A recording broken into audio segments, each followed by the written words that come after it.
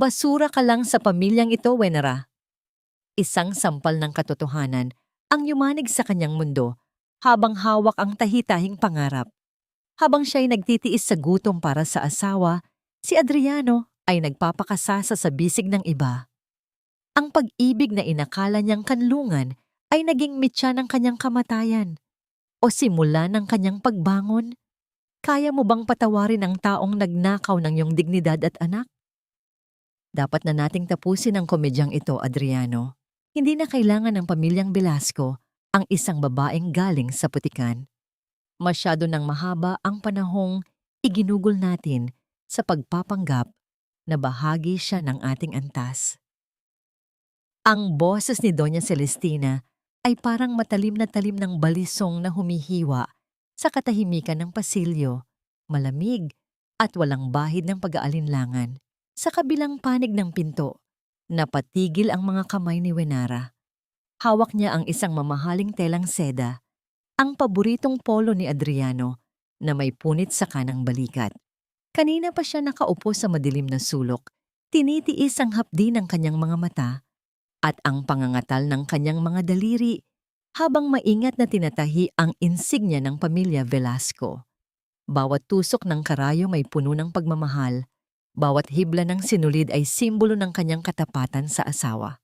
Ngunit ang mga salitang narinig niya ay tila mas masakit pa kaysa sa aksidenteng pagbaon ng karayom sa kanyang balat. I know, Mom, pero paano si Ciro? Ayokong magkaroon ng scandal. Sagot ng isang pamilyar na boses. Kay Adriano yon, ang lalaking pinangakuan siyang poprotektahan hanggang sa huling hininga. Ngunit sa pagkakataong ito, ang kanyang tono ay hindi nagtataglay ng pag-ibig, kundi ng pagkairita at pagkapagod. Don't worry about the scandal, son. I have a plan. Pagpapatuloy ni Doña Celestina na may kasamang mapang-uyat na tawa. Tayo ang biktima rito. Palalabasin nating ninakaw niya ang mga alahas na pamana ni Doña Imelda. With her background as a poor seamstress, sino ang hindi maniniwala? People will think she's just another gold digger who couldn't resist the temptation. After that, we can finally welcome Leora properly. She is pregnant, Adriano. She is carrying the true heir of this family, not that half-breed child of yours. Nabitawan ni Wenara ang telang hawak niya. Ang munting piraso ng bakal na kanyang gamit sa pananahi ay dahan-dahang humalik sa makintab na sahig. Lumikha ng isang manipis na tunog na tila hudyat ng pagtatapos ng kanyang mundo. Ang kanyang dibdib ay tila pinipiga ng isang higanting kamay. Hindi siya makahinga. Ang hangin sa loob ng mansyon na dati niyang itinuring na palasyo ay biglang naging laso na sumasakal sa kanyang lalamunan. Nanlamig ang kanyang mga paa at kamay. Ang bawat ugat sa kanyang katawan ay tila nagyelo sa tindi ng katotohanang kasalukuyang sumasampal sa kanyang pagkatao. Ito ba ang kapalit ng lahat? Ang pagsasakripisyo niya ng sariling pangarap para suportahan ang negosyo ni Adriano? Ang pagtitiis niya sa lahat ng pang-aalipusta ni Doña Celestina sa loob ng 5 taon dahil lamang sa utang na loob sa pamilyang nag-ahon sa kanya sa kahirapan. Ang pag-ibig na inakala niyang sapat na para pagbuklurin ang kanilang maliit na pamilya ay isa lamang palang ilusyong dahan-dahang naglalaho sa harap ng kanyang mga mata. Bumukas ang pinto ng library. Tumambad sa kanya ang figura ni Adriano, ang lalaking suot, ang katulad na polo, na kasalukuyan niyang kinukumpuni ang kapareha. Sa tabi nito ay si Doña Celestina, nakatayo ng tuwid. Ang mga mata ay puno ng pagkamuhi at tagumpay. Walang bakas ng gulat sa mukha ng kanyang asawa. Sa halip, isang malamig na titig ang ibinigay nito sa kanya. Tila isang estranghero na walang anumang pinagsamahan. Narinig mo naman siguro ang lahat, di ba? Walang emosyong sabi ni Adriano habang inaayos ang kanyang manggas. Good. Mas mapapadali nito ang mga bagay-bagay. Ayoko ng eksena, Wenara. Mas mabuting umalis ka na lang ng kusa bago pa dumating ang mga pulis para hanapin ang mga nawawalang alahas ni Mom sa kwarto mo. Napahawak si Wenara sa kanyang tiyan. Ang sakit na nararamdaman niya ay hindi na lamang emosyonal, kundi pisikal na rin. Ang kanyang paningin ay nagsimulang lumabo dahil sa nagbabadyang mga luha, ngunit pinigilan niya itong pumatak. Sa gitna ng pagkawasak ng kanyang puso, isang tanong ang umalingaw-ngaw sa kanyang isipan. Isang tanong na nagtataglay ng lahat ng pait ng isang babaeng itinapon matapos pakinabangan. Bakit sa kabila ng lahat ng tahi at sinulid na inilaan ko para buuin ang pamilyang ito, ako pa rin ang unang kailangang gupitin at itapon na parang basahan? Huwag kang umarte na parang ikaw ang dehado, Rito Wenera. Isipin mo na lang na ito ang huling regalong ibibigay ko sa iyo. Ang pagkakataong umalis nang may natitira pang kaunting dangal. Ang boses ni Doña Celestina ay parang dahan-dahang pagbuhos ng kumukulong tubig sa balat ni Wenara. Masakit at nakapapaso sa bawat salitang binibitawan nito. Inilapag ng matandang babae ang isang makapal na folder sa ibabaw ng lamesang gawa sa mahogany. Ang tunog ng papel na tumama sa kahoy ay tila isang hatol ng kamatayan para sa 5 taon ng pagsasama. Sa loob nito ay ang mga dokumento para sa annulment at isang kasunduan na nagsasabing kusang loob na aalis si Wenara sa mansyon kapalit ng hindi pagtuloy ng pamilya Velasco sa kasong pagnanakaw. Dapat kang magpasalamat sa amin. Patuloy ni Doña Celestina habang inaayos ang kanyang mamahaling perlas sa leeg. We saved you from the slums. Pinakain ka namin, binihisan, at binigyan ng pangalang hindi mo kailanman maaabot sa sarili mong pagsisikap. Utang na loob mo sa amin ang bawat hiningang kinuha mo sa loob ng bahay na ito. Now, be a good girl and sign those papers. Ayaw mo namang mabulok sa kulungan at iwanan ng anak mo, di ba?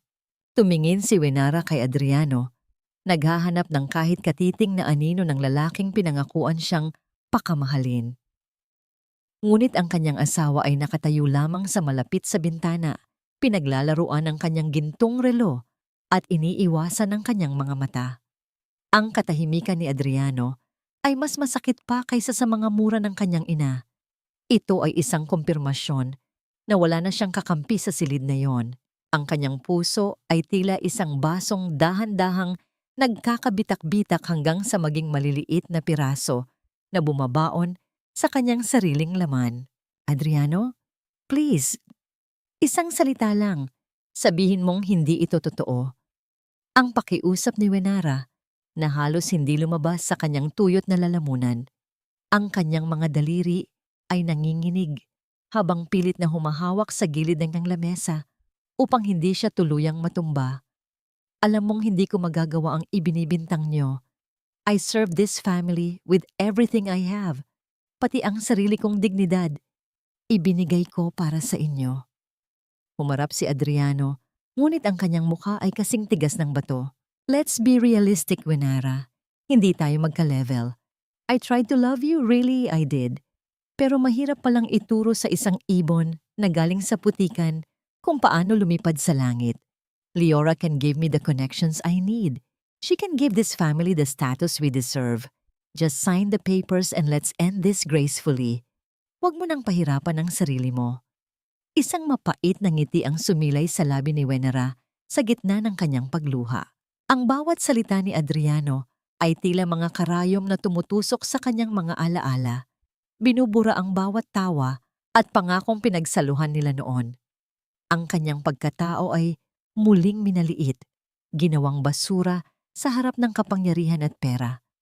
Nakita niya ang panulat sa ibabaw ng folder. Ang tinta nito ay tila dugong handang tumapos sa kanyang buhay bilang isang Velasco. Ngunit bago pa man niya mahawakan ang panulat, muling lumapit si Doña Celestina.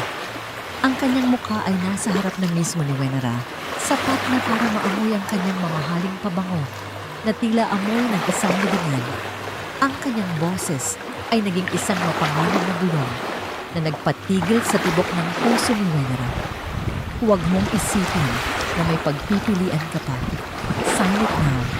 O sisiguraduhin kong hindi mo na kailanman masisilayan ang mukha ni Sira. Itatago ko siya sa'yo sa paraang kahit anino niya ay hindi mo mahahawakan.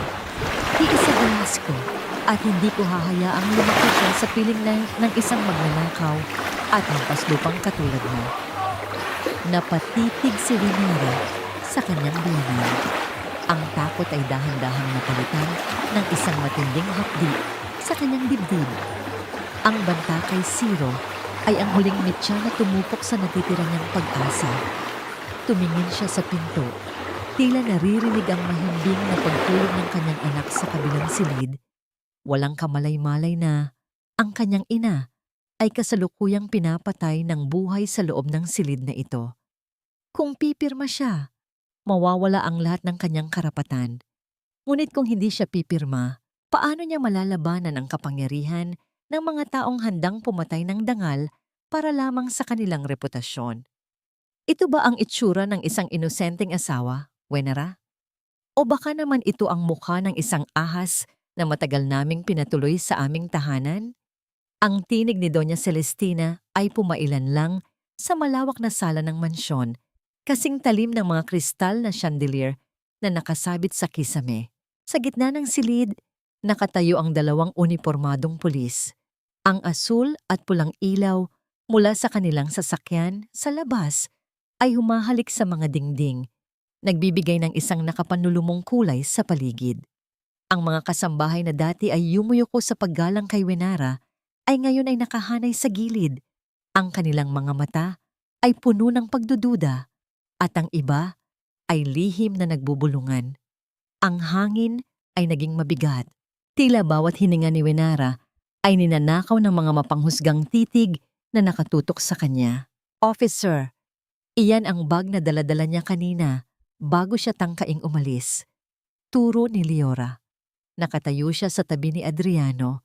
Ang kanyang kamay ay nakahawak sa braso ng asawa ni Winera sa paraang tila siya ang tunay na may-ari ng lugar na yon. Ang kanyang mukha ay nagpapakita ng isang pekeng pag-aalala. Ngunit sa kaibuturan ng kanyang mga mata ay nagniningning ang isang malupit na tagumpay. Dahan-dahang lumapit ang isang pulis sa lumang bag ni Winera, isang simpleng bag na gawa sa tela na siya mismo ang nagtahi noong unang taon ng kanyang pagsasama kay Adriano. Sa bawat segundo ng pagbukas ng zipper, ang tibok ng puso ni Winera ay tila isang tambol na nagwawala sa loob ng kanyang dibdib.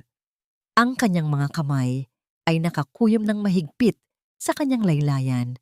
Ang kanyang mga kuko ay dahan-dahang bumaon sa kanyang palad hanggang sa makaramdam siya ng hapdi, ngunit wala itong kapantay sa hapdi ng kanyang kaluluwa. Mula sa loob ng bag, dahan-dahang inilabas ng pulis ang isang kwintas na diamante. Ang ningning nito sa ilalim ng ilaw ng sala ay tila isang apoy na sumunog sa huling pag-asa ni Winera.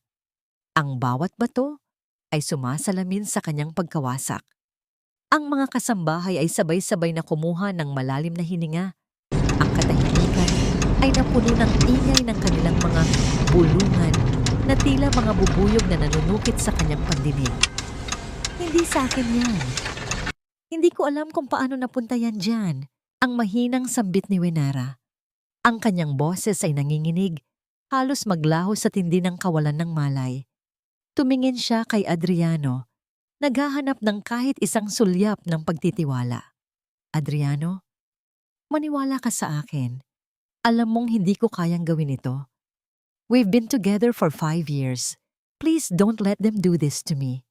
Ngunit si Adriano ay hindi kumibo.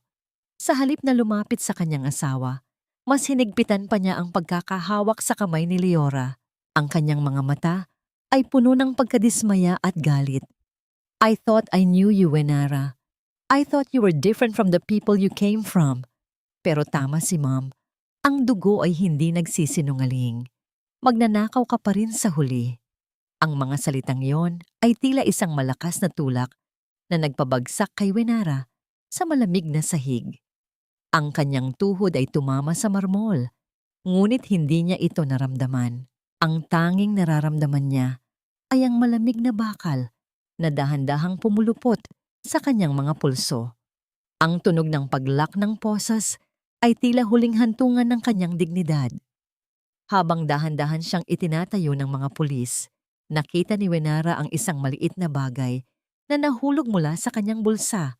Isang maliit na panyo na may burda ng pangalan ni Zero.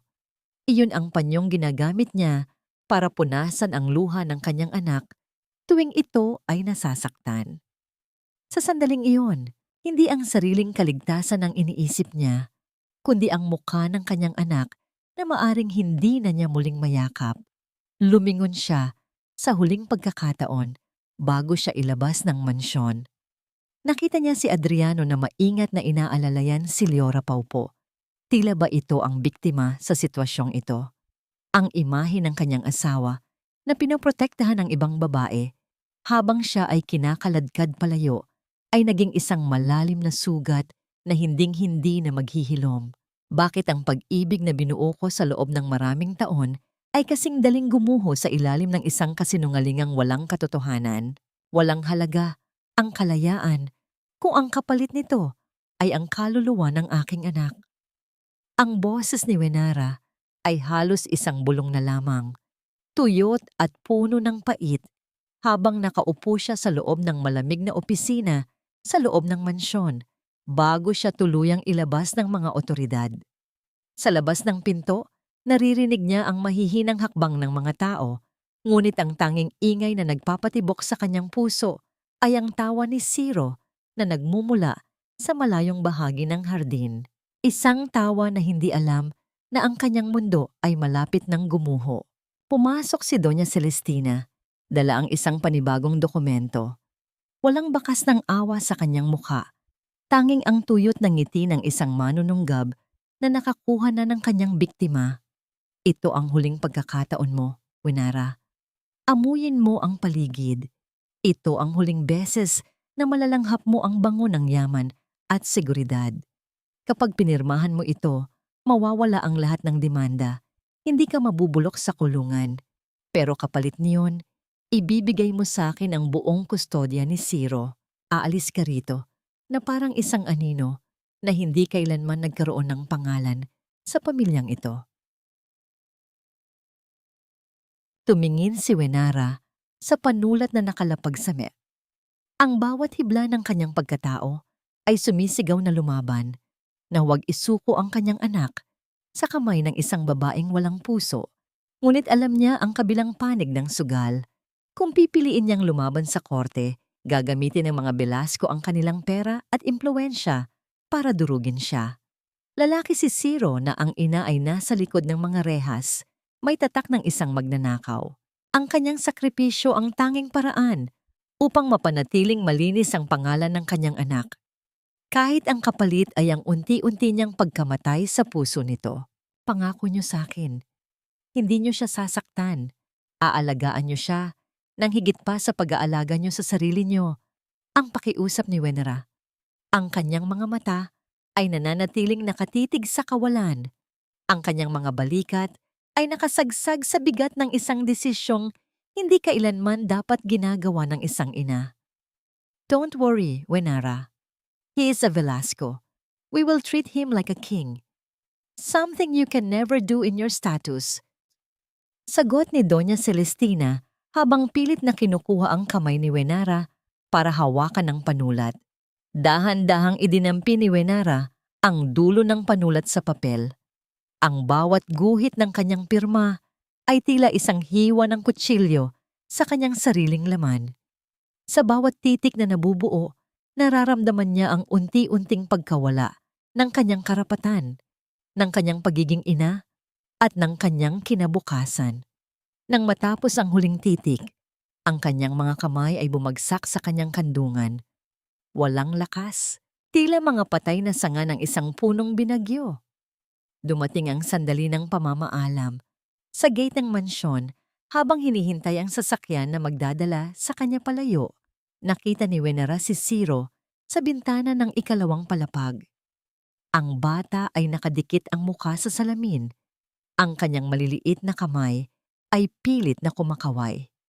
Ang masayang mukha ni Zero ay biglang nagbago nang makita niyang ang kanyang ina ay pilit na itinataboy ng mga bodyguard palayo sa pintuan. Isang malakas na iyak ang nagmula sa loob ng bahay, isang iyak na sapat na para yanigin ang buong pagkatao ni Wenera. Ang boses ni Zero na tumatawag sa kanyang mama ay tila mga palasong bumabaon sa kanyang likuran habang siya ay pilit na inilalayo. Nais niyang lumingon, nais niyang tumakbo pabalik at gibain ang mga bakal na pintuan, ngunit ang kamay ng katotohanan ay mas mahigpit pa sa anumang gapos. Ang bawat hakbang niya palayo ay tila pagtalikod sa sarili niyang buhay.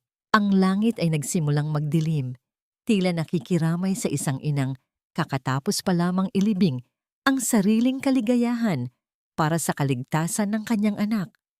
Habang ang gate ay dahan-dahang sumasara, ang huling nakita ni Wenera ay ang anino ni Adriano sa likuran ni Zero, nakatayo lamang at pinapanood ang pagguho ng kanilang pamilya nang walang ginagawa. Paano ko matatawag na kaligtasan ito kung ang bawat tibok ng puso ko ay sumisigaw ng pangalan ng anak na kinuha sa akin, ang malamig na halik ng hangin, at ang walang tigil na pagbuhos ng ulan, ang tanging tumanggap kay Wenera sa labas ng malalaking bakal na gate ng mansyong Velasco. Sa kanyang isang kamay ay bitbit niya ang isang maliit na bag na naglalaman ng iilang piraso ng damit, habang ang kabilang kamay ay nakakuyom sa kanyang dibdib, pilit na pinipigilan ang pagkawala ng huling piraso ng kanyang puso. Ang bawat butil ng tubig na tumatama sa kanyang balat ay tila mga maliliit na karayom ng yelo, ngunit ang lamig ng panahon ay walang binatbat sa panginginig ng kanyang buong pagkatao. Lumingon siya sa huling pagkakataon. Mula sa malayo, nakikita niya ang mainit at dilaw na liwanag na nagmumula sa bintana ng silid na dati niyang tinutuluyan. Doon, sa likod ng makakapal na kurtinang seda, nakita niya ang anino ni Adriano na may hawak na baso ng alak, at sa tabi nito ay ang figura ni Leora. Ang kanilang mga anino ay tila nagsasayaw sa katuwaan, isang pagdiriwang ng kanyang pagkawala. Isang mapait na hininga ang kumawala sa kanyang mga labi. Ang lalaking pinaglaanan niya ng lahat ng kanyang pananahi at pag-aalaga ay ngayon ay tila isang estrangherong nakatingin sa ulan. Walang pakialam kung ang babaeng ina ng kanyang anak ay nilalamon na ng dilim ng gabi. Ang bawat hakbang ni Wenera sa basang kalsada ay tila paglalakad sa ibabaw ng mga bubog. Ang kanyang mga paa, na dati ay mabilis na nagpapatakbo ng makinang panahi, ay ngayon ay tila gawa sa tingga, mabigat at hirap na humanap ng direksyon. Wala siyang pera, wala siyang matutuluyan, at higit sa lahat, wala na sa kanyang piling ang kaisa-isang dahilan ng kanyang pagsisikap. Ang boses ni Zero na tumatawag sa kanya ay patuloy na umaalingaw-ngaw sa kanyang pandinig, mas malakas pa kaysa sa ingay ng bagyong kasalukuyang nagngangalit sa paligid. Habang naglalakad sa ilalim ng madilim na langit, ang kanyang paningin ay nagsimulang lumabo. Hindi na niya matukoy kung ang likidong dumadaloy sa kanyang pisngi ay ulan o ang mga luhang kanina pa niya pilit na kinukubli. Ang kanyang katawan ay nagsimulang sumuko sa pagod at gutom. Ang kanyang mga tuhod ay nanghina, at sa isang iglap, ang kanyang mukha ay dahan-dahang sumubsob sa malamig at maruming semento ng kalsada. Ang amoy ng basang lupa at ang pait ng kanyang kapalaran, ang huling bagay na kanyang naramdaman bago ang lahat ay maging itim. Sa gitna ng kanyang kawalan ng malay, naramdaman niya ang isang kakaibang pagbabago sa paligid. Ang marahas na pagtama ng ulan sa kanyang likuran ay biglang tumigil, tila may isang bagay na humarang sa pagitan niya at ng galit ng langit. Isang banayad na init ang dahan-dahang lumalapit sa kanyang nanlalamig na katawan. Dahan-dahang idinilat ni Wenera ang kanyang mga mata, kahit na ang kanyang mga pilik mata ay tila nakadikit na sa bigat ng tubig. Ang unang nakita niya ay isang pares ng makintab na sapatos na itim, matibay at hindi natitinag sa gitna ng baha. Unti-unti niyang itiningala ang kanyang paningin at nakita ang isang malaking itim na payong na kumakanlong sa kanya. Isang matandang kamay na may suot na pamilyar na singsing na pilak ang dahan-dahang lumapit sa kanyang mukha para hawiin ang basang buhok na nakatakip sa kanyang mga mata. Hindi ka patapos, Wenara. Ang isang baritonong boses na puno ng lungkot at awtoridad ang bumasag sa katahimikan ng gabi. Ang mga Velasco ay marunong magtapon, ngunit nakalimutan nilang ang itinapon nilang bato ay ang siyang pundasyon ng kanilang buong tahanan. Tumayo ka. Hindi dito nagtatapos ang iyong kwento. Napatitig si Wenara sa mukha ng lalaking nasa harap niya. Ito ang mukha ng nag-iisang tao sa mansyong yun na hindi kailanman tumingin sa kanya ng may paghamak. Ito ang lalaking nakasaksi sa lahat ng kanyang pagtitiis, ang lalaking may hawak ng mga lihim na maaring magpabagsak sa lahat ng kuta ng mga Velasco. Bakit sa oras na ang lahat ay tumalikod at itinuring akong basura, ang tanging taong may kapangyarihang manahimik ang siyang pumiling maging aking silong. Ang init ng baso ng tsaa na nasa pagitan ng kanyang mga nanginginig na palad, ang tanging nagpapaalala kay Wenara na siya ay buhay pa. Nakaupo siya sa isang maliit at lumang sopa sa loob ng isang apartment na malayo sa marangyang bahagi ng Makati. Ang bawat singaw ng mainit na inumin ay humahalik sa kanyang malamig na mukha. Ngunit ang panginginig ng kanyang mga balikat ay hindi pa rin tumitigil. Sa harap niya, nakatayo si Mang Miguel, ang kanyang biyenan, na kasalukuyang nakatingin sa labas ng bintana, kung saan ang ulan ay patuloy na bumubuhos ng walang awa. Hindi ko alam na darating ang araw na kailangan kitang iligtas mula sa sarili kong pamilya, Wenara. Ang basag na boses ni Mang Miguel ay bumasag sa katahimikan. Humaharap siya sa kanya. Ang kanyang mga mata ay puno ng pagsisisi na tila ba ang bawat kasalanan ni na Adriano at Celestina ay karga-karga niya rin. Patawarin mo ako. Naging mahina ako. Hinayaan kong ang takot sa iskandalo ang maghari sa bahay na yon sa halip na ang katotohanan. Hindi nakapagsalita si Wenara. Ang bawat salita ng matanda ay tila isang haplos sa kanyang mga sugat. Ngunit ang hapdi ay nandoon pa rin. Paano siya makakapagsalita kung ang kanyang boses ay tila ibinaon na sa ilalim ng putikan ng kahihiyan? Ang tanging nagagawa niya ay ang humawak ng mas mahigpit sa baso. Tila ba ito ang tanging bagay na nagpapanatili sa kanya sa lupang ito? Dahan-dahang lumapit si Mang Miguel at inilapag ang isang makapal na brown envelope sa ibabaw ng maliit na lamesang kahoy. Ang tunog ng paglapag nito ay tila isang mabigat na pasanin na sa wakas ay naibaba na. Ito ang utang na loob ng mga Velasco sa iyo. Hindi ito limos, Wenara. Ito ang bunga ng iyong pagtitiis at ang iyong puhunan para sa hustisyang nararapat sa iyo. Gamitin mo ito para itayo ang sarili mo. Huwag kang titingin pabalik hanggat hindi ka pa handang harapin sila ng may taas noo. Dahan-dahang binuksan ni Wenara ang envelope. Sa loob nito ay may makapal na bundle ng pera, mga dokumento ng pagmamay-ari sa isang maliit na lupa sa probinsya at isang lumang litrato. Ang kanyang mga mata ay nanlaki nang makita ang imahe sa litrato. Ito ay isang larawan ni Doña Celestina noong kabataan nito. Nakatayo sa tabi ng isang lalaking hindi pamilyar kay Wenara.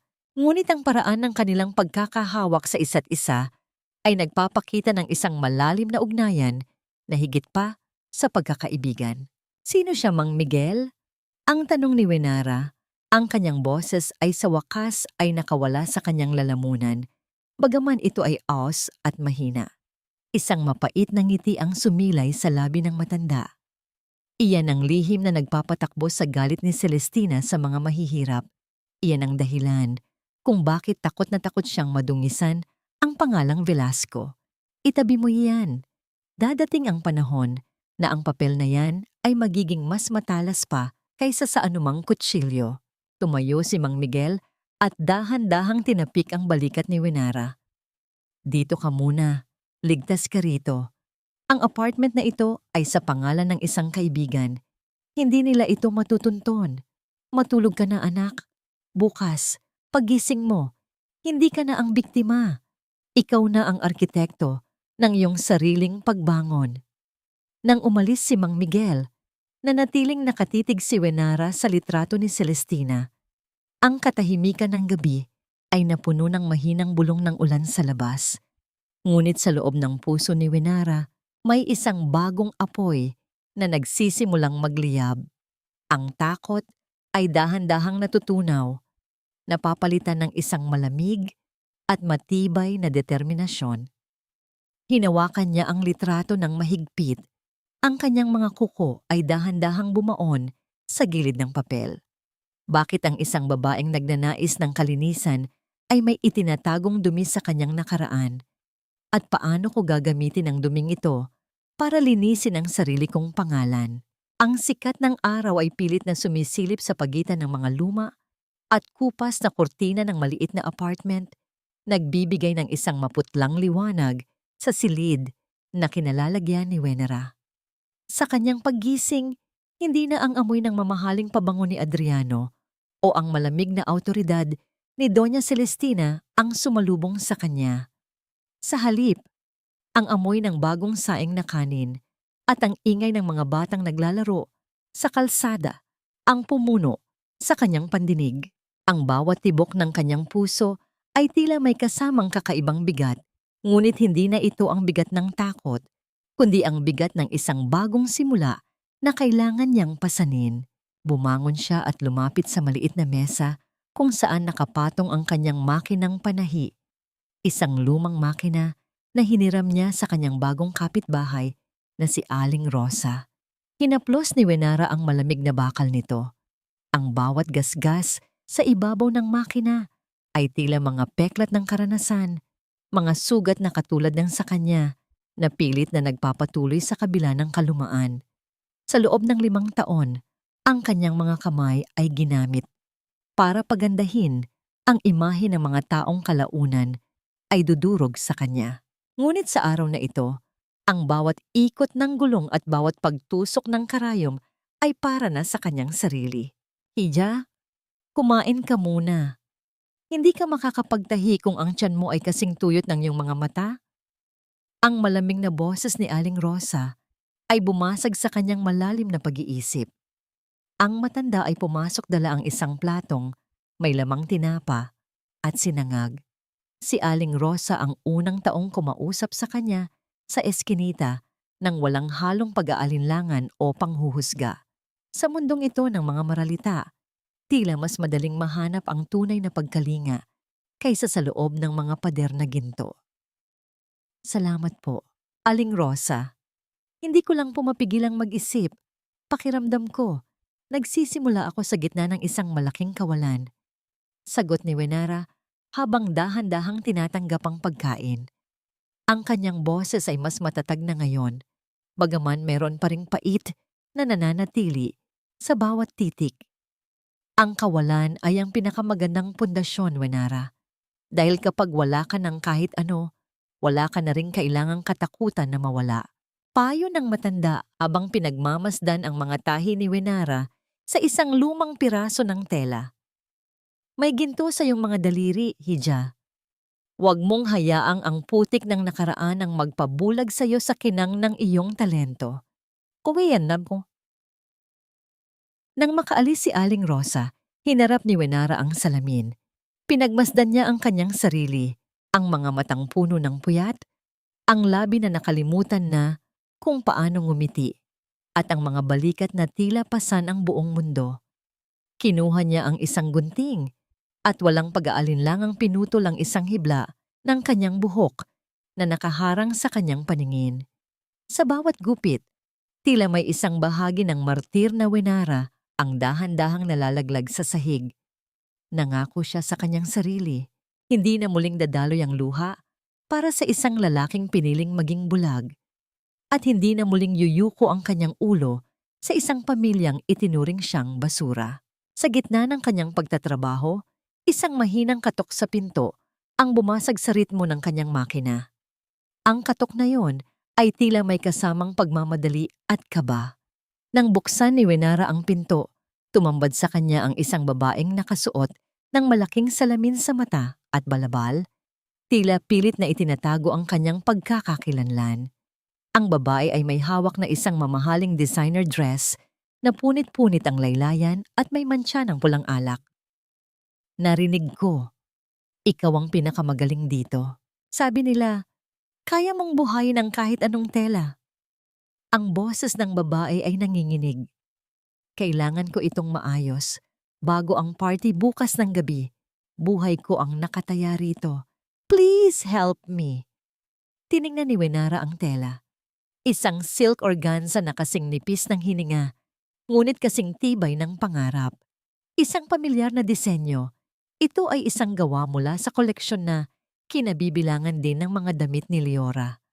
Sa sandaling iyon, naramdaman ni Wenara ang mabilis na pagtibok ng kanyang puso. Sino ang babaeng ito na tila tumatakas sa sarili niyang mundo ng karangyaan at anong sikreto ang nakabalot sa damit na tila may dala ring bakas ng sarili kong pait? Hindi lamang tela ang pinagdudugtong ng aking mga kamay, kundi ang mga pangarap na minsan nang pinunit ng tadhana. Ang bulong na ito ni Wenara ay tila isang panata habang maingat niyang sinusuri ang bawat hibla ng silk organza na dala ng estrangherong si Sonia. Ang silid ay napuno ng katahimikan, tanging ang tunog ng banayad na paghinga ni Sonia ang maririnig habang naghihintay ito ng hatol. Ang bawat punit sa damit ay tila isang malalim na sugat, ngunit para kay Wenara, ito ay isang hamon na dapat sagutin ng may buong husay. Sa loob ng buong magdamag, hindi binitawan ni Wenara ang kanyang karayom. Ang bawat paglubog at pag-ahon ng sinulid sa manipis na tela ay tila isang maingat na operasyon sa isang pusong naghihingalo. Hindi niya lamang tinahi ang punit, dinagdagan niya ito ng mga borda ng maliliit na bulaklak na gawa sa perlas na sadyang inilagay para takpan ang mantsa ng alak na hindi na matanggal. Ang bawat tusok ay may kasamang panalangin. Panalangin para sa sarili niyang pagbangon at para sa anak na si Ciro na laging nasa kanyang alaala sa bawat pagpikit ng kanyang mga mata. Nang bumalik si Sonia kinabukasan, ang kanyang mga mata ay nanlaki sa labis na pagkamangha. Ang damit na dati ay basahan na, sa kanyang paningin ay naging isang obra maestra na tila gawa ng isang sikat na designer mula sa Paris. Sigurado ka bang ito rin ang damit na dinala ko rito kahapon? Napakaganda, Wenara. Mas maganda pa ito kaysa sa orihinal nitong anyo. Ang manghang sambit ni Sonia habang hinahaplos ang mga burda. Makalipas ang ilang araw, ang pangalang Wenara ay nagsimulang maging isang maugong na bulong sa mga piling bilog ng lipunan. Sa mga mararangyang subdivision at mga high-end na salon, ang kwento tungkol sa isang mahiwagang mananahi sa eskinita ay kumalat na parang apoy. Sinasabi ng mga nakaranas na ang kanyang mga tahi ay may kaluluwa, na ang sino mang magsuot ng kanyang gawa ay tila nakakakuha ng isang bagong klase ng kumpiyansa sa sarili. Ang Reyes Designs ay hindi pa isang malaking kumpanya, ngunit ito ay nagsimula nang magtanim ng kuryosidad sa puso ng mga taong dati ay hindi man lamang lilingon sa direksyon ni Wenara. Isang hapon, habang si Wenara ay abala sa pag-aayos ng mga sinulid, isang malaking itim na sasakyan ang dahan-dahang pumasok sa kanilang makipot na kalsada. Ang kinang ng sasakyan ay tila isang banyagang bagay sa gitna ng mga barong-barong at nagliliparang mga plastik. Huminto ito sa tapat ng maliit na apartment ni Wenara. Ang pagbukas ng pinto ng sasakyan ay lumikha ng isang mabigat na atmosfera sa paligid. Bumaba ang isang babaeng nasa kanyang mid-50s, nakasuot ng isang formal na suit na kulay navy blue at may dalang aura ng kapangyarihan na hindi matatawaran. Siya si Mrs. Victoria Araneta, ang pinakamaigting na karibal ni Doña Celestina sa mundo ng real estate at fashion sa Pilipinas. Ang kanyang pagdating ay tila isang malakas na hangin na nagpatahimik sa buong kapitbahayan. Ikaw ba ang tinatawag nilang Wenara? Ang tanong ni Mrs. Araneta habang tinatanggal ang kanyang salamin sa mata. Ang kanyang titig ay tila sumusuri sa bawat sulok ng maliit na silid ni Wenara hanggang sa huminto ito sa mga telang nakasabit sa pader. Narinig ko ang nangyari sa iyo sa mga Velasco. Isang malaking pagkakamali para kay Celestina ang itapon ng isang brilyante na katulad mo. I have a proposal for you, and I think we both know that our success will be the most painful revenge against those who tried to bring you down. Inilapag ni Mrs. Araneta ang isang kontrata sa ibabaw ng makinang panahi ni Wenara. Ang halagang nakasulat doon ay sapat na para baguhin ang kanyang buhay ng tuluyan. Ngunit ang mas mahalaga ay ang pagkakataong muling makatungtong sa mundong pilit na kumuha sa kanyang dangal at anak. Kailangan ko ng 3 dosenang gowns para sa aking grand charity gala sa susunod na buwan. Ikaw ang gusto kong maging lead designer. Patuloy ni Mrs. Luini Araneta habang may isang matamis, ngunit mapanganib na ngiti. Ano, Wenara? Handa ka na bang ipakita sa kanila kung anong klase ng reyna ang kanilang pinalayas? Napatitig si Wenara sa kontrata. Ang kanyang mga daliri ay dahan-dahang lumapit sa papel. Nararamdaman ang lamig ng tinta na tila isang hamon. Sa sandaling iyon, hindi lamang pera ang nakikita niya, kundi ang mukha ni Ciro at ang pagkakataong makuha itong muli mula sa mga kamay ng mga Velasco. Tatanggapin ba niya ang alok na ito na tila isang bitag na ginto? O mananatili siya sa katahimikan ng kanyang maliit na apartment kung saan ligtas ang kanyang puso mula sa panibagong sugat? Ang pait ng kapeng iniinom ni Adriano ay tila sumasalamin sa kasalukuyang estado ng kanyang buhay. Nakaupo siya sa paborito niyang silya sa aklatan ng mansyon, ngunit ang paligid ay tila nanlalamig at nawalan ng buhay. Wala na ang maaliwalas na amoy ng nilulutong almusal na laging sumasalubong sa kanya tuwing umaga. Maging ang may init na ngiti na nagpapagaan ng kanyang pagod pag-uwi mula sa kumpanya. Sa halip, ang alingaw-ngaw ng matinis na boses ni Leora na nagagalit sa isang kasambahay dahil sa maling pagkakaplansa ng kanyang damit ang pumupuno sa bawat sulok ng bahay. Ang katahimikan na minsang naging kanlungan niya ay tuluyan ng napalitan ng walang katapusang reklamo at pagkamakasarili. Adriano, I need my supplementary card unlocked. Paano ako makakabili ng maternity clothes na aakma sa status ko kung panay ang decline ng bangko? Padabog na pumasok si Leora sa aklatan. Ang mukha ay nakakunot sa matinding inis. Wala man lang itong pakialam na makitang nakahawak si Adriano sa kanyang sentido dahil sa matinding sakit ng ulo. Tiningnan ni Adriano ang babaeng nasa kanyang harapan. Ang babaeng inakala niyang magdadala ng swerte, karangyaan at kapayapaan ay unti-unting nagiging isang mabigat na kadena sa kanyang leeg. Wala itong ginawa, kundi waldasin ang natitirang pondo ng pamilya habang ang kanilang kumpanya ay unti-unting nalulunod sa utang na hindi niya alam kung paano babayaran. Biglang sumagi sa isip niya si Wenara. Naalala niya ang mga gabing tahimik nitong tinatahi ang mga butas ng kanyang lumang damit para lamang makatipid sila sa gastusin. Isang matinding kirot ng panghihinayang ang dumaan sa kanyang dibdib. Isang kirot na pilit niyang nilalabanan, ngunit patuloy na bumabaon sa kanyang laman sa paghahanap ng pagtakas mula sa nakasasakal na hangin ng kanyang sariling tahanan. Nagpasya si Adriano na lumabas at magmaneho ng walang tiyak na destinasyon.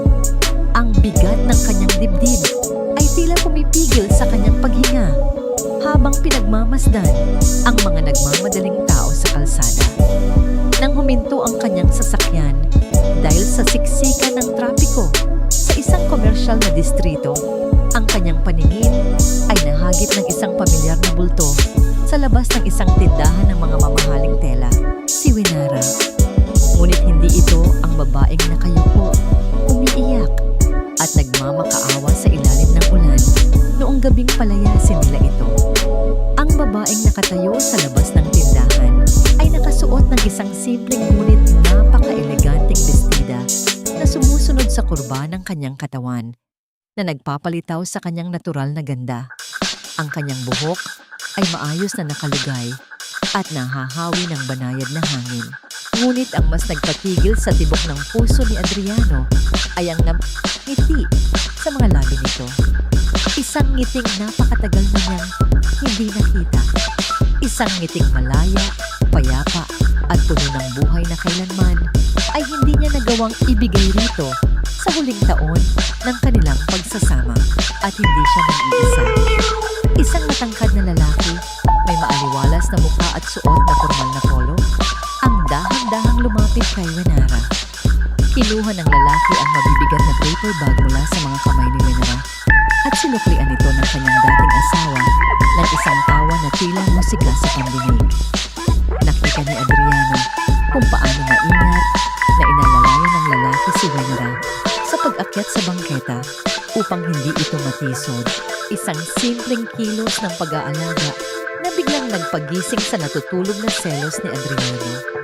Ang paraan ng pagtingin ng lalaki kay Wenara ay puno ng paggalang at paghanga.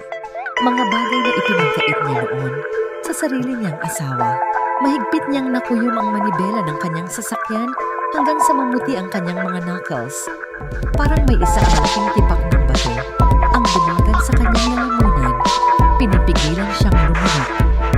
Naramdaman niya ang isang mainit at nakapapasong alon ng sakit na tila tumutunaw sa kanyang kalamnan.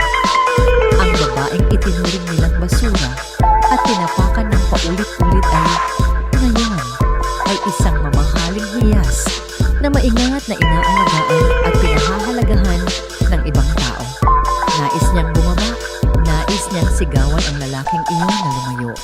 Ngunit naalala niyang wala na siyang karapatan. Siya ang mismong nagtulak kay Wenara palayo. Habang unti-unting umaandar ang mga sasakyan at dahan-dahang naglalaho si Wenara sa kanyang paningin, isang masakit na katanungan ang naiwan at patuloy na sumusugat sa kanyang kaluluwa. Paano ko babawiin ang kaisa-isang bagay na nagbigay ng tunay na kulay sa buhay ko?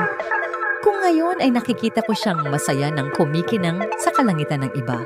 Ang malamig na sahig ng malawak na kwarto ay naging piping saksi sa tahimik na pagdurusa ni Ciro. Nakaupo ang 5 taong gulang na bata sa isang madilim na sulok. Mahigpit na yakap-yakap sa kanyang dibdib ang maliit na panyong malabida. Ang kaisa-isang bagay na naiwan ng kanyang inay noong gabing kaladkarin ito palabas ng mansyon. Ang bawat pagtaas at pagbaba ng kanyang maliliit na balikat ay nagpapatunay ng walang tigil na pagluha. Isang uri ng pangungulila na hindi kayang lunasan ng anumang mamahaling laruan na nakakalat sa kanyang paligid. Para kay Ciro, ang malaking bahay na ito ay hindi na isang tahanan, kundi isang hawlang bakal kung saan unti-unti siyang inuubos ng kalungkutan. Ang pagbukas ng pintuan ay nagdala ng isang matalim na liwanag mula sa pasilyo, kasabay ng pamilya at matapang na amoy ng pabango na palaging nagbibigay ng takot sa bata. Pumasok si Liliora. Suot ang isang hapit na bestidang tila hindi isinasaalang-alang ang pagdadalang tao na ipinagmamalaki nito. Ang kanyang mukha ay nakakunot sa matinding pagkairita habang nakatingin sa nakayukong bata. Ano ba, Ciro? Can you please stop that drama? Kanina ka pa iyak ng iyak, naririn din ako sa'yo. Bulyaw ni Liora habang marahas na lumapit sa bata. Walang pag-aalinlangang hinablot niya ang panyong hawak ni Ciro na nagdulot ng mas malakas na paghikbi mula sa musmos. You are a Velasco. Act like one. Hindi ko alam kung bakit kailangan ko pang pagtiyagaan ng isang batang may dugong hampas lupa. Mabuti pa nga't itinapon na ang nanay mo. Sana isinama ka na rin niya. Sa labas ng siwang ng pinto, nakatayo si Doña Celestina. Ang kanyang mga mata ay nanlilisik hindi dahil sa awa kay Ciro, kundi dahil sa isang lumalaking hinala na nagsisimulang bumalot sa kanyang isipan. Pinagmamasdan niya ang tiyan ni Liora na nananatiling patag sa kabila ng ilang buwan ng pagbabalita nitong ito ay nagdadalang tao. Naalala ng matanda ang insidente kinahapunan kung saan nahuli niya si Liora bisitahin niya ito, mabilis na sumagot ang babae na yon. Ay isa lamang mamahaling katas ng ubas, ngunit ang amoy ng alak ay hindi maaaring magsinungaling sa matalas na pang-amoy ng isang Velasco. Ang babaeng inakala niyang magdadagdag ng prestihiyo sa kanilang pamilya ay tila nagtatago ng isang napakalaking kasinungalingan. Isang bagay na hindi palalampasin ni Celestina. Lumipas ang mga oras at tuluyan ng nilamon ng gabi ang sikat ng araw. Ang katawan ni Ciro ay nagsimulang magpakita ng senyales ng matinding panghihina. Ang kanyang mapupulang pisngi at ang mabigat at nag-iinit na paghinga ay naghudyat ng isang mataas na lagnat na bunga ng matinding stress at kawalan ng pag-aalaga. Nanginginig ang buong katawan ng bata sa ilalim ng makapal na kumot. Pilit na hinahanap ang banayad na haplos ni Wenara na laging nagpapagaling sa kanya tuwing siya ay may sakit. Nagmamadaling lumapit ang isang matandang kasambahay sa pintuan ng kwarto ni Nora. Pagbukas nito, bumungad ang babaeng abala sa paglalagay ng matingkad na pulang lipstick, nakasuot ng mga mamahaling alahas at handang-handa para sa isang panlipunang pagtitipon. Ma'am Leora, patawad po sa abala, pero napakataas po ng lagnat ni Ciro. Nagdidiliryo na po ang bata at patuloy na hinahanap ang kanyang mama. Kailangan po natin siyang dalhin sa ospital. Nanginginig na pakiusap ng kasambahay. Ang mga mata ay puno ng pagmamakaawa para sa batang naghihirap. Tiningnan lamang siya ni Leora mula sa refleksyon ng malaking salamin. Walang kahit anong lakas ng pag-aalala sa kanyang mukha. Kinuha nito ang kanyang mamahaling bag at inayos ang kanyang buhok. Bigyan mo ng paracetamol at punasan mo ng maligamgam na tubig. I have a very exclusive VIP shopping event tonight at hindi ko pwedeng palampasin ang limited edition bags dahil lang sa isang simpleng lagnat. Binabayaran ko kayo para mag-alaga, kaya gawin nyo ang trabaho nyo at huwag nyo akong istorbohin. Ang paglapat ng matataas na takong ni Leora sa marmol na sahig palabas ng mansyon ay tila pagpukpok ng pako sa kabaong ng pag-asa ni Ciro. Sa madilim na kwarto, sa gitna ng nag-aapoy niyang katawan, isang pangalan lamang ang paulit-ulit na binibigkas ng kanyang tuyot na mga labi. Isang panawagan sa isang inang hindi niya alam kung kailan pa muling makikita. Paano makakaligtas ang isang inosenteng anghel kung ang palasyong kanyang ginagalawan ay pinamumunuan ng mga demonyong walang pakialam sa kanyang hininga? Ang init ng hapon ay tila sumasang-ayon sa matinding determinasyon na bumabalot sa buong pagkatao ni Wenara. Nakaupo siya sa isang formal na conference room sa loob ng gusali ng kumpanya ni Mrs. Victoria Araneta. Sa kanyang harapan ay nakalatag ang mga dokumento na naglalaman ng mga impormasyon tungkol sa unti-unting pagguho ng Velasco Group of Companies. Ang mga utang na naipon dahil sa maling pamamahala ni Adriano at sa walang katapusang paggastos ni Leora ay naging mga numero na malapit ng lumamon sa imperyong matagal na ipinagmamalaki ni Donna Celestina. Nakita mo na, Wenara, ang mga Velasco ay parang isang maranyang barkong puno ng butas, dahan-dahang lumulubog nang hindi nila namamalayan. Wika ni Mrs. Araneta habang maingat na inililipat ang mga pahina ng financial report. Ang ilan sa mga pinakamalaking utang nila ay malapit ng i-default kung may makakabili ng mga utang na ito mula sa kanilang mga creditors. Ang taong iyon ang magkakaroon ng kontrol sa kapalaran ng kanilang kumpanya. Tinitigan ni Wenara ang mga dokumento. Ang bawat numero ay tila mga hakbang patungo sa pagbawi ng kanyang buhay. Hindi na siya ang babaeng nakayuko at umiiyak sa ilalim ng ulan. Ang 5 taon ng pagtitiis at pang-aalikusta ay naging isang matibay na sandata na nakahanda ng tumutin. Naisip niya ang pera at ang titulong ipinagkaloob sa kanya ni Mang Miguel, ang pupunan para sa kanyang pagbangon. Bilhin natin ang mga utang nila, Mrs. Araneta. Gagamitin ko ang perang iniwan sa akin ni Mang Miguel at idadagdag ko ang lahat ng kinita ko mula sa Race Designs bilang down payment. Matatag na sagot ni Wenara. Ang kanyang boses ay hindi kakikitaan ng anumang pag-aalinlangan. Ngunit gusto ko itong gawin ng palihim. Hindi nila dapat malaman na ako ang nasa likod nito hanggang sa dumating ang tamang panahon. Gusto kong makita nila na ang sarili nilang kamangmangan ang sisira sa kanila bago ko tuluyang bawiin ang kaisa-isang bagay na mahalaga sa akin. Ang anak ko. Sumang-ayon si Mrs. Araneta. Isang mapanuksong na ngiti ang sumilay sa kanyang mga labi habang inaabot ang kamay ni Winara bilang tanda ng isang matibay na alyansa. Ang pagkumpas ng kanilang mga kamay ay hudyat ng pagsisimula ng pagbabalikwas na yayanig sa pamilya ni Velasco. Ang gabi yun, habang si Winara ay abala sa pag-aayos ng kanilang pinakawawang disenyo, isang hindi inaasahang bisita ang dumating sa labas ng kanyang apartment. Isang lalaking nakasuot ng uniforme ng pamilya Velasco, ang dating personal na driver ni Mang Miguel, ang nakatayo sa may pintuan. Ang kanyang mukha ay puno ng matinding kalungkutan at pagmamadali. Ma'am Winara, patawad ko sa ama, pero kailangan ko po kayong puntahan. Ang boses ng driver ay nanginginig, halos hindi makabuo ng tamang pangungusap. Si Mang Miguel po, nasa ospital siya. Malala na po ang kanyang kalagayan dahil sa atake sa puso. Ayaw niyang magpagamot. Ang gusto lang po niya ay makausap kayo. Kabilit-bilinan po niya. Kayo ang kailangan niyang makita bago mahuli ang lahat. Napatigil si Winara. Ang mga damit na hawak niya ay dahan-dahan nahulog sa sahig. Ang pangalan ng Miguel ay tila isang malakas na suntok na yumalig sa kanyang dibdib. Ang nag-iisang tao sa pamilya Velasco na naging tatay sa kanya, na naniwala sa kanyang kailangan at nag-abot ng kapalan ng mga oras na lahat ay tumalikod sa kanya. Agad niyang kinuha ang kanyang bag at sumunod sa driver nang walang kahit anong pag-aalinlangan.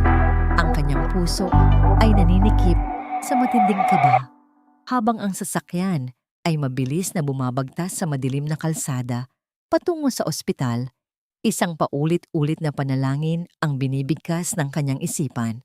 Sana ay hindi pa huli ang lahat. Sana ay magkaroon pa siya ng pagkakataong magpasalamat sa taong nagbigay sa kanya ng pag-asa noong panahong gusto na niyang sumuko. Ngunit ano ang huling mensahe ng lalaking nakakaalam ng lahat ng lihim ng mga Velasco? At paano ito magiging huling piraso sa puzzle ng kanyang paghihiganti? Ang amoy ng mga gamot at disinfektante ay tila sumasakal sa paghinga ni Winara habang naglalakad siya sa mahabang pasilyo ng ospital. Ang mga puting dingding ay tila walang katapusang pader na naglalayo sa kanya sa taong naging sandigan niya sa pinakamadilim na bahagi ng kanyang buhay. Nang makarating siya sa tapat ng VIP room, ang kanyang mga kamay ay nanginginig habang dahan-dahang itinutulak ang mabigat na pintuang kahoy. Sa loob, ang nakabibinging katahimikan ay binabasag lamang ng ritmo ng makina na sumusubaybay sa unti-unting paghina ng tibok ng puso ni Mang Miguel. Nakaratay ang matanda sa gitna ng malaking kama. Ang kanyang mukha ay maputla at ang kanyang katawan ay tila lumiit sa bigat ng sakit na kanyang dinadala. Nakaupo sa tabi ng kama si Doña Celestina na sa unang pagkakataon ay nakita ni Winara na walang bakas ng kanyang karaniwang awtoridad. Ang mukha ng ginang ay puno ng pagkabigla at galit nang makita ang pagpasok ni Winara. Anong ginagawa ng babaeng yan dito? Sigaw ni Celestina. Ang kanyang boses ay nanginginig sa inis at kawalan ng kontrol. Sino ang nagpapasok sa magnanakaw na yan sa kwarto ng asawa ko? Guard, palabasin niyo siya. Ngunit bago pa man makalapit ang bantay, isang mahina ngunit matigas na boses ang pumigil sa kanila. Hayaan mo siya, Celestina. Ang bulong ni Mang Miguel, ang kanyang mga mata ay dahan-dahang iminulat. Hinahanap ang figura ni Winara sa gitna ng kaguluhan. Ako ang nagpapatawag sa kanya. Umalis muna kayong lahat. Nais ko siyang makausap ng sarilinan. Bagaman labag sa kalooban, Napilitang lumabas si Celestina. Nag-iwan ng isang matalim na sulyap kay Wenera na tila nangangako ng matinding pagganti. Nang sumara ang pinto, lumapit si Wenera sa tabi ng kama. Hindi napigilan ang pagtulo ng mga luhang kanina pa niya pinipigilan. Kinuha niya ang nanginginig at malamig na kamay ng kanyang biyenan. "Nandito na po ako, Mang Miguel," ang garalgal na boses ni Wenera. "Bakit hindi niyo po sinabi sa akin? Kung alam ko lang po sana na ganito ang kalagayan niyo."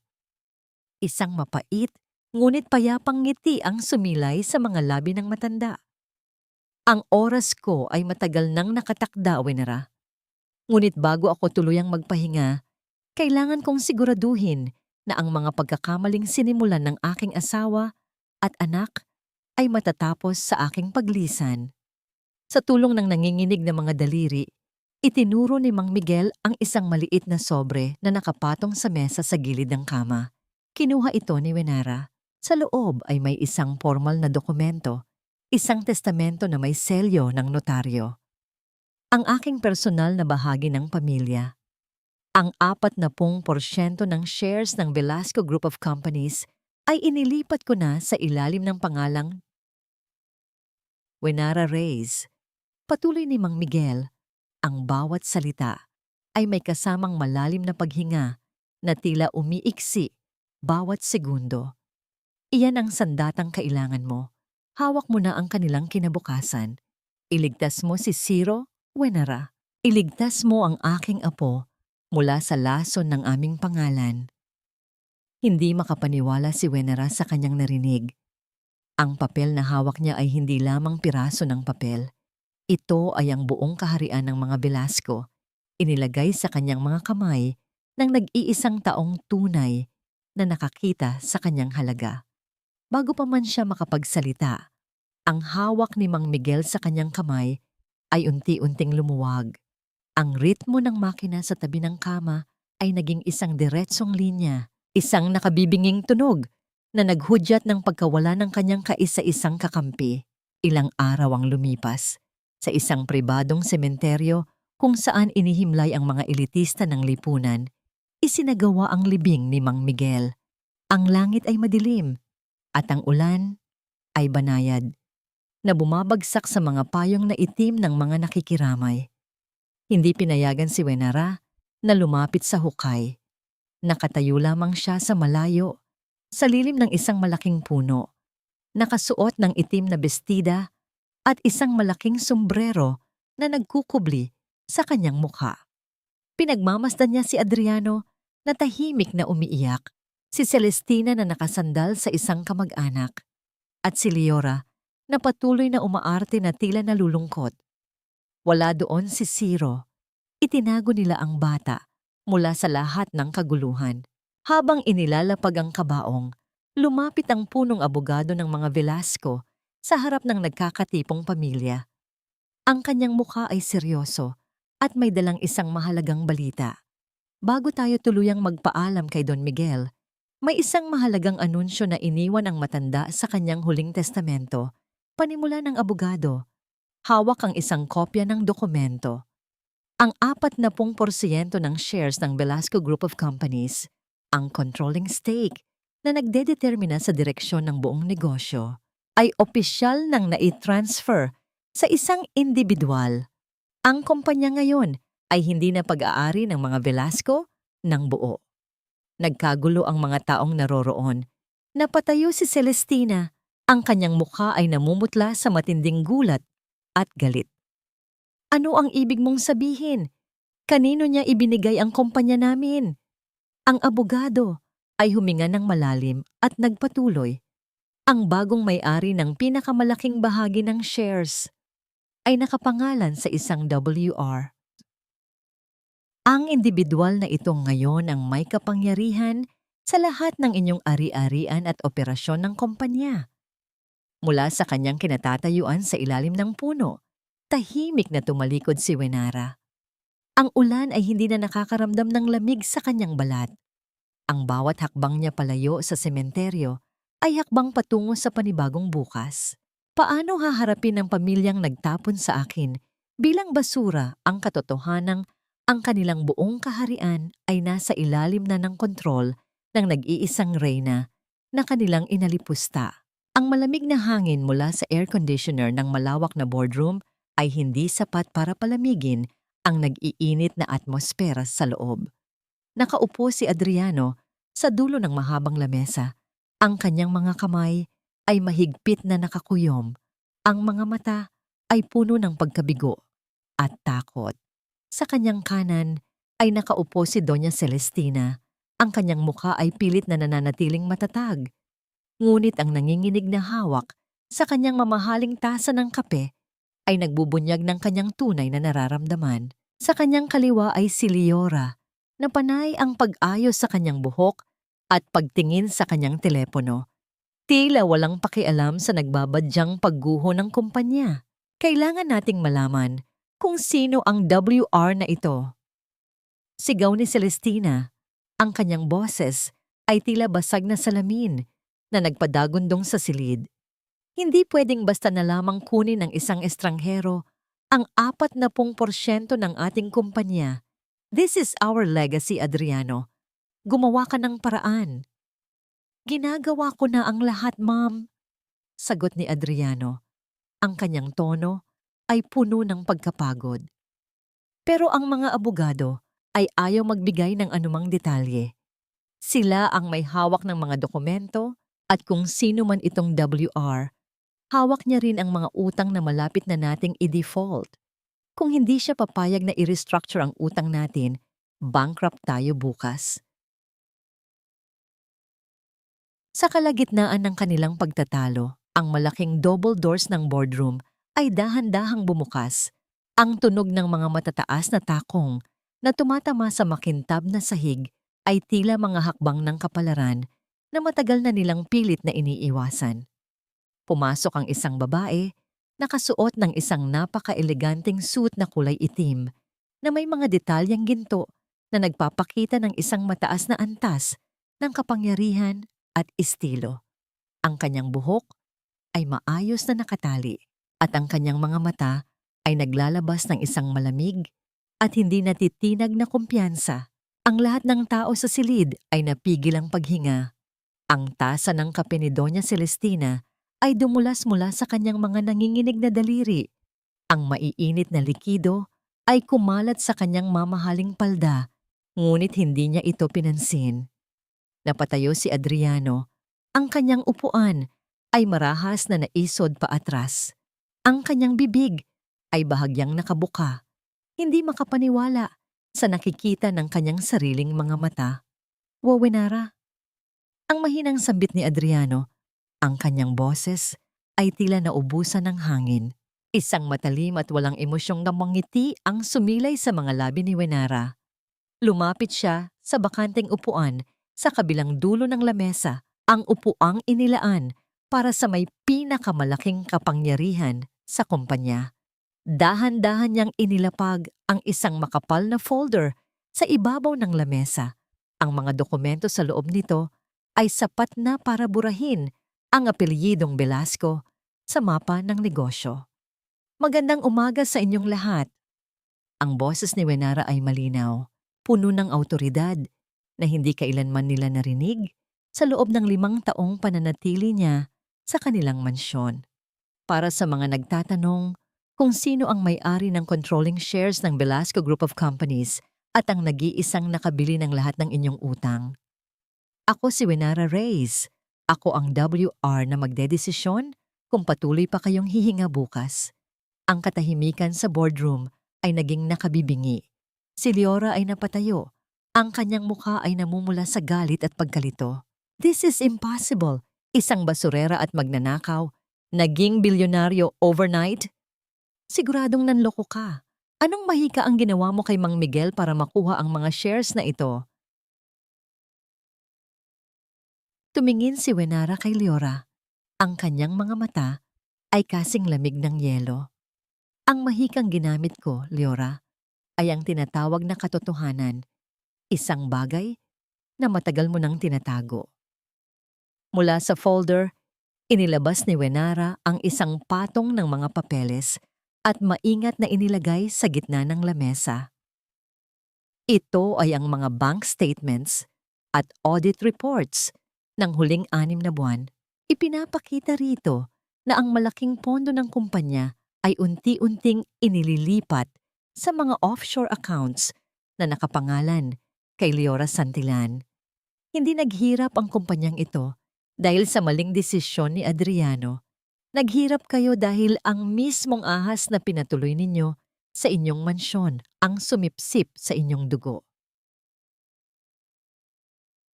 Nanlaki ang mga mata ni Adriano. Agad niyang kinuha ang mga papeles at binasa ang bawat pahina. Ang kanyang mga kamay ay nanginginig habang pinagmamasdan ang mga pirma ni Liora at ang halaga ng perang kinuha mula sa kanilang kumpanya. Tiningnan niya si Liora na ngayon ay namumutla at pilit na umaatras. Ang kanyang maskara ng pag-iinosente ay tuluyan ng nabasag. Liora, totoo ba ito? Ang tanong ni Adriano. Ang kanyang boses ay puno ng pait at pagtataksil. Ibinigay ko sa iyo ang lahat. Bakit mo ginawa ito sa akin? Bago pa man makasagot si Liora, ibinato ni Wenara ang huling baraha na magpapabagsak sa buong istruktura ng kasinungalingan ng mga Velasco. Isang kopya ng medical report, ang dahan-dahang nagpadula sa lamesa patungo kay Doña Celestina. At para kay Doña Celestina na nagtapon sa akin at kinuha ang aking anak para protektahan ang dugong Velasco, ang boses ni Wenara ay naging isang malamig na bulong na bumaon sa kaluluwa ng ginang. Basahin mo yan. Ang babaeng inakala mong magbibigay sa iyo ng tunay na tagapagmana ay hindi kailanman nagbuntis. Ang tanging itinatanim niya sa mansyong ito ay kasinungalingan at lason. Paano ngayon haharapin ng pamilyang nagmalaki sa kanilang kayamanan ang katotohanang ang kanilang buong buhay ay itinayo sa ibabaw ng mga kasinungalingang sinira ng mismong babaeng itinuring nilang basura? Ang bigat ng hangin sa loob ng boardroom ay tila kumikitil sa hininga ng bawat taong naroroon. Tinitigan ni Adriano ang medical report na nasa ibabaw ng lamesa.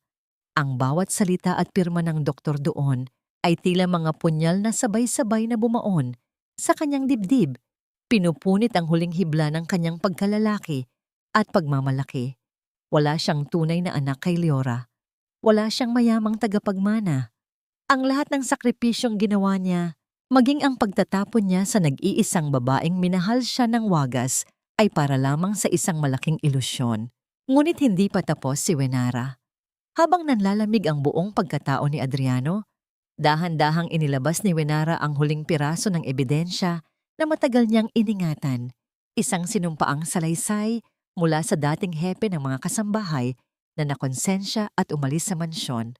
Akala niyo ba ay makakalimutan ko kung paano niyo ako itinaboy, palabas sa ilalim ng bagyo, mangiyak-ngiyak at may posas sa kamay? Ang tinig ni Wenara ay mababa, ngunit nagtataglay ng nag-aapoy na sakit ng 5 taong pagdurusa. Inilapag niya ang papel sa tapat ng kanyang biyenan.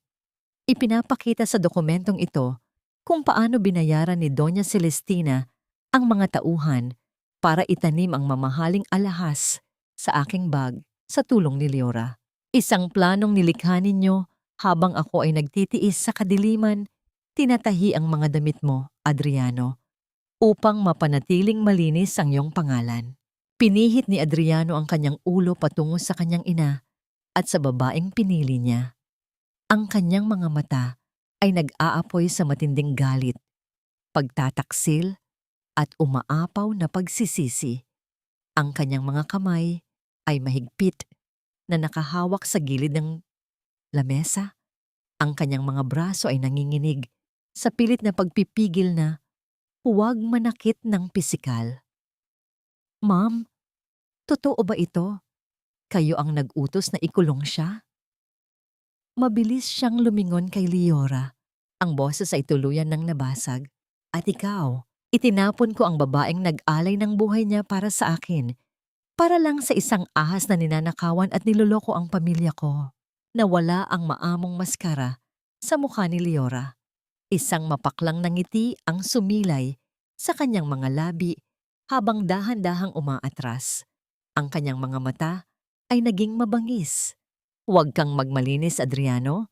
Ginusto mo rin ito. Gusto mo ng babaeng nababagay sa antas mo, di ba? Ginawa ko lang kung ano ang nararapat para mabuhay sa mapagpanggap na mundong ito. Pare-pareho lang tayong bulok sa pamilyang ito. Bago pa man makasagot si Adriano, bumukas muli ang malaking pinto ng boardroom. Dalawang unipormadong pulis na maagang inabisuhan ni Mrs. Araneta at Wenera patungkol sa kaso ng malawakang pagnanakaw sa kumpanya ang pumasok sa silid. Ang paglapat ng malamig na bakal na posas sa mga pulso ni Leora ay tila ang huling hatol sa kanyang mga kasalanan.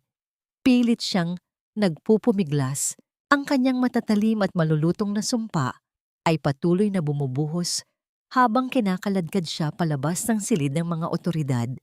Ngunit walang sinuman, kahit si Adriano, ang nagtangkang tumayo para protektahan siya. Naiwan si Doña Celestina na nakatitig sa kawalan. Ang imperyong pinangangalagaan niya nang higit pa sa buhay ng ibang tao, ang reputasyong ipinagpalit niya sa kaluluwa ng kanyang pamilya ay tuluyan ng gumuho sa harap ng kanyang mga mata. Ang babaeng itinuring niyang basura ay nakatayo ngayon bilang kanyang reyna. Nanginginig ang kanyang buong katawan. Sinubukan niyang tumayo. Pilit na itinaas ang kanyang nanginginig na daliri upang ituro si Wenara at magbitiw ng huling pagbabanta. Ngunit bago pa man siya makapagsalita, isang matinding paninikip ng dibdib ang biglang huminto sa kanyang hininga. Ang matandang ginang ay marahas na napahawak sa kanyang dibdib, ang kanyang mukha ay namutla at namilipit sa matinding sakit ng isang atake sa puso. Dahan-dahan siyang bumagsak, una ang kanyang mga tuhod sa makintab na sahig hanggang sa tuluyan siyang mawalan ng malay sa paanan ng kanyang anak. Nagkagulo si Adriano, umiiyak at sumisigaw ng tulong habang pilit na ginigising ang kanyang ina. Tiningnan lamang sila ni Wenara mula sa kanyang kinatatayuan. Ang kanyang mukha ay hindi nagpapakita ng tuwa, kundi ng isang malamig na kapayapaan na hatid ng natupad na karma. Ngunit alam niyang hindi pa tapos ang kanyang laban. Ang negosyo at pera ay bahagi lamang ng parusa. Ngunit ang pinakamahalagang kayamanan ng kanyang buhay ay nananatiling nakakulong sa madilim na mansyon. Paano ko sasalubungin ang aking anak kung ang mga kamay na ihahaplos ko sa kanya ay katatapos lamang magpabagsak sa pamilyang kinagisnan niya? Ang bawat hakbang ni Wenara pabalik sa mansyon ng mga Velasco ay tila pagtapak sa mga alaala ng kanyang sariling kamatayan. Ang malalaking bakal na gati na dati ay tila mga pangil ng isang halimaw na nagkukulong sa kanya, ay dahan-dahang bumukas sa kanyang harapan, hindi bilang isang bilanggo, kundi bilang bagong nagmamay-ari ng bawat batong nakatirik sa lupang iyon. Ang sikat ng hapon ay nagbibigay ng mahahabang anino sa malawak na hardin, ngunit ang katahimikan sa paligid ay hindi na nagdadala ng kapayapaan, kundi ng isang uri ng pagkabulok at pagsisisi. Pumasok siya sa malawak na sala kung saan ilang taon siyang nagsilbi bilang isang anino. Doon, sa gitna ng karangyaan unti-unti nang nilalamon ng dilim, nakaupo si Adriano. Nakayuko ang kanyang ulo, ang kanyang mga siko ay nakatukod sa kanyang mga tuhod, at ang isang baso ng alak ay nakapatong sa sahig sa kanyang paanan. Ang lalaking dati ay puno ng pagmamalaki ay tila isang basag na estatwa na wala ng silbi. Nang marinig niya ang tunog ng mga takong ni Wenara, dahan-dahan niyang itinaas ang kanyang paningin. Ang kanyang mga mata ay mapupula, puno ng puyat, at umaapaw sa isang uri ng panghihinayang na huli na para sa anumang kapatawaran. Wenara, ang basag na tinig ni Adriano, isang pagsamo na tila nanggagaling sa ilalim ng lupa. Nandito ka na pala. Si Mom. Nasa ospital pa rin siya, hindi pa rin nagigising. Ang kumpanya, kinuha mo na ang lahat, di ba? Wala na kaming natitira kundi ang mga pader na ito. Hindi lumapit si Wenara. Nanatili siyang nakatayo sa may pintuan. Ang kanyang tindig ay matuwid at hindi matitinag. Hindi ko kinuha ang lahat, Adriano. Binawi ko lang ang mga bagay na ginamit niyo para sirain ako. Ang mansyong ito, ang kumpanya, ang pera. Lahat ng yan ay mga material na bagay na maaari mong makuha muli kung mayroon ka pang natitirang dangal. Ngunit hindi ako narito para sa mga pader na ito. Dahan-dahang tumayo si Adriano, ang kanyang mga hakbang ay pasuray-suray habang lumalapit sa kanyang dating asawa. Sinubukan niyang hawakan ang kamay ni Wenera, ngunit mabilis itong iniwas ng babae. Patawarin mo ako, Wenera. Naging bulag ako. Naging mahina ako sa harap ni Ma'am at ni Leora. Hayaan mong bumawi ako. Maari nating simulan muli. Para kay Ciro, para sa pamilya natin. Isang mapait na hininga ang kumawala sa mga labi ni Wenera. Tinitigan niya si Adriano ng may halong awa, ngunit walang kahit katiting na pag-ibig na natitira sa kanyang mga mata. Wala ka ng asawang babalikan, Adriano, at wala ka na ring anak na ituturing na sa'yo. Ang pamilyang sinasabi mo ay pinatay mo mismo noong gabing hayaan mong ikandado ang mga posas sa aking mga kamay habang ang anak natin ay umiiyak sa taas. Mula sa itaas ng hagdanan, isang maliit na boses ang bumasag sa kanilang pag-uusap. Mama? Ang puso ni Wenera ay tila huminto sa pagtibok. Dahan-dahan siyang tumingin sa itaas at nakita si Ciro nakatayo sa gilid ng pasamano. Ang kanyang maliliit na kamay ay nakahawak ng mahigpit sa balustre. Ang bata ay mukhang maputla at payat. Ang kanyang mga mata ay malungkot. Ngunit nang makita ang kanyang ina, ang isang sikat ng liwanag ay biglang nagningning sa kanyang mukha. Ciro, anak ko. Ang tanging nasambit ni Wenera bago siya tuluyang tumakbo paakyat ng hagdan. Sa bawat baitang na kanyang tinatahak, tila may isang bahagi ng kanyang pagdurusa ang natatapon. Nang maabot niya ang anak, marubdob niya itong niyakap. Ibinaon ang kanyang mukha sa maliit na balikat ni Ciro habang ang kanyang mga balikat ay nanginginig sa walang tigil na paghikbi. Ang amoy ng kanyang anak, ang amoy ng inosenteng gatas at sabon ay ang kaisa-isang gamot na nagpahilom sa lahat ng kanyang mga sugat sa isang saglit lamang. Mama, huwag mo na akong iiwan. Ayoko na rito, Mama. Lagi akong pinapagalitan ni Tita Leora. Ang hikbi ni Ciro, ang kanyang maliliit na kamay, ay nakakapit ng mahigpit sa leeg ni Wenera na tila takot na muli itong maglaho. Hindi na, anak. Hinding-hindi na. Ang pangako ni Wenera sa gitna ng kanyang pagluha. Binuhat niya si Ciro at dahan-dahang bumaba ng hagdan. Sa paanan nito, nakatayo pa rin si Adriano, nakatingin sa mag-ina na may matinding inggit at sakit. Wenera, huwag mo siyang isama. Siya na lang ang natitira sa akin. Ang pakiusap ni Adriano, ang kanyang boses ay tila isang iyak ng isang taong nalulunod. Tiningnan siya ni Wenera nang may huling hatol. Hindi siya sa'yo, Adriano. Hindi siya sa mga Velasco. Siya ay sa isang inang handang ibigay ang lahat para sa kanya. Ang katahimikan mo noon ay ang siyang nagtanggal ng karapatan mong maging ama ngayon. Hindi na lumingon si Wenera. Lumabas siya ng mansyon dala ang kanyang pinakamahalagang kayamanan sa kanyang mga bisig. Habang ang sasakyan ni Mrs. Araneta ay dahan-dahang umaalis sa driveway, tiningnan ni Wenera ang mansyon sa huling pagkakataon sa pamamagitan ng rear view mirror. Nakita niya ang figura ni Adriano na nakaluhod sa gitna ng malawak na pinto.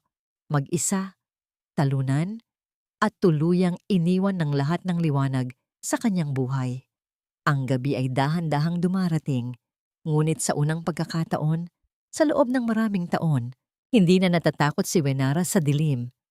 Hawak niya ang kamay ni Ciro, at ang init nito ay sapat na para ituro sa kanya ang landas patungo sa isang tunay na tahanan. Ang puting kwarto ng ospital ay tila isang malawak at bakanting kaharian kung saan ang tanging maririnig ay ang ritmo ng paghinga ng isang matandang babaeng nawalan na ng korona. Nakatayo si Wenara sa paanan ng kama. Ang kanyang anino ay mahaba at matatag sa ilalim ng malamig na liwanag ng bumbilya.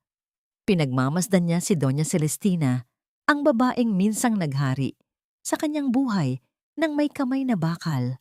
Ang babaeng itinuring siyang basura at pilit na kinuha ang kanyang anak. Ngayon, ang reyna ng mga Velasco ay isa na lamang lupaypay na figura.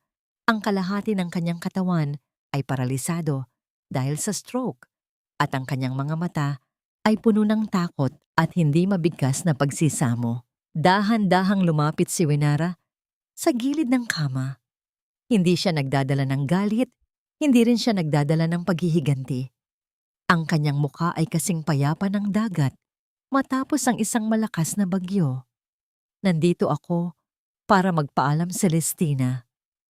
Ang kanyang boses ay malumanay, ngunit bawat salita ay may bigat ng isang huling hatol. Binayaran ko na ang lahat ng bayarin mo sa ospital na Onto hanggang sa makalabas ka. Hindi ko ito ginawa dahil pinatawad na kita sa lahat ng paninirang puri mo sa akin. Ginawa ko ito dahil hindi ako katulad mo. Hindi ko hahayaang kainin ng iyong kasamaan ang natitirang kabutihan sa aking puso. Isang luha ang dahan-dahang gumulong mula sa gilid ng mata ni Celestina, bumabagtas sa kanyang kulubot na pisngi. Sinubukan niyang igalaw ang kanyang labi, sinubukang bumuo ng kahit isang salita ng paghingi ng tawad o marahil ay pagmumura. Ngunit ang tanging lumabas ay isang mahinang ungol na walang kabuluhan. Ang iyong parusa ay hindi ang mabulok sa kulungan. Patuloy ni Wenara habang inaayos ang kumot ng matanda ng may malamig na distansya. Ang iyong parusa ay ang mabuhay sa mundong ito ng mag-isa. Nakikita ang pag-unlad ng babaeng minsan mong itinapon, habang ang sarili mong anak ay hindi na makatingin sa iyo ng may paggalang. Mabuhay ka sa iyong alaala, Celestina. Doon mo namnamin ang bawat hapdi ng iyong ginawa.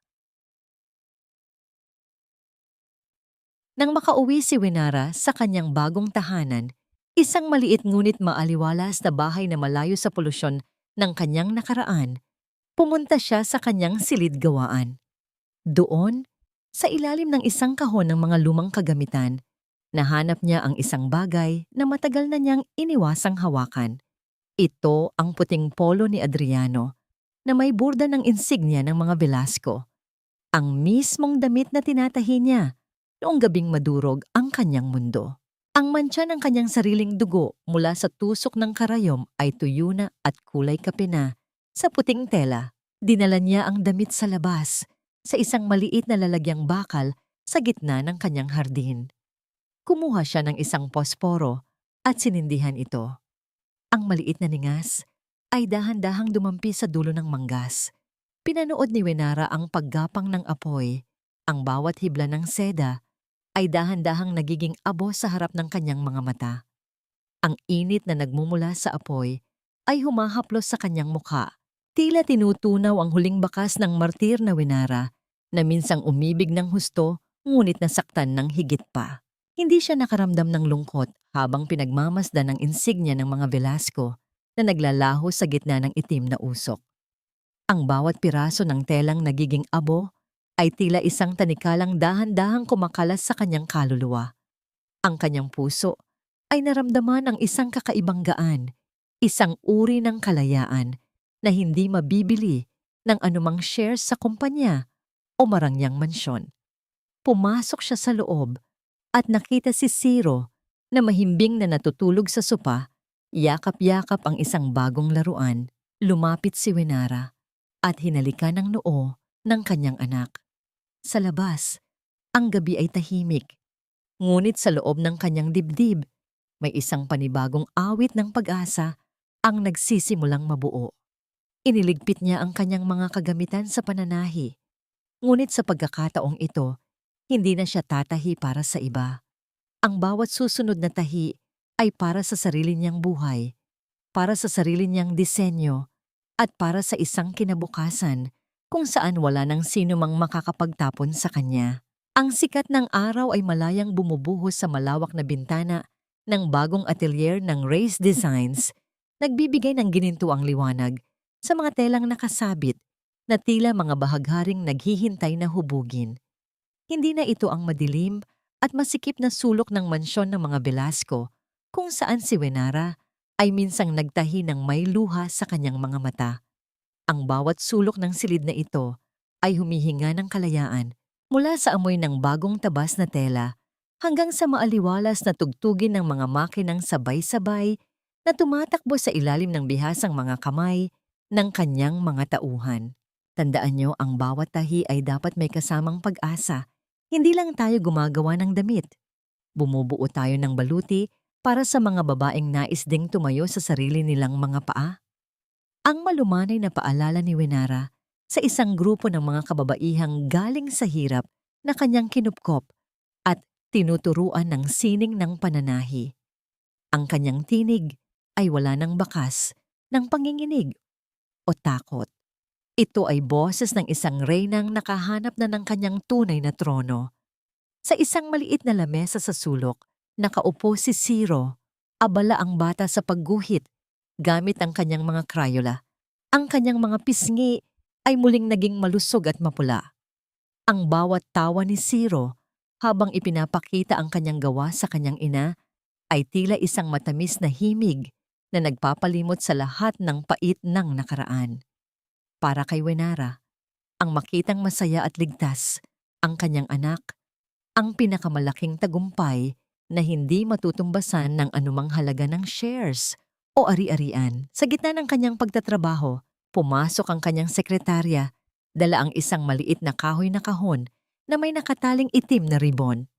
Walang nakasulat na pangalan ng nagpadala, tanging ang amoy ng pamilyar na tabako at lumang papel ang nanalatay rito.